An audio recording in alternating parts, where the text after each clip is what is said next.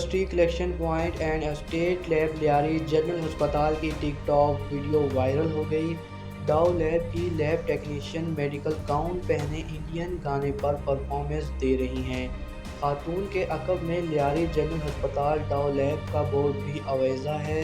डाउ लैब के बोर्ड के पीछे लियारी जनरल अस्पताल का मंजर भी वाज़िया देखा जा सकता है।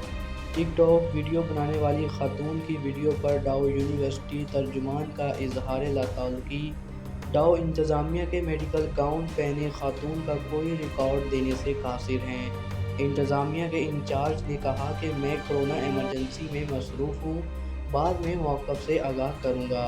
वाइस चांसलर सईद कुरैशी इदारे की सरबराह एमरजेंसी में मसरूफ़ हैं, तो इदारे का निचला स्टाफ टिकटॉक बनाने में।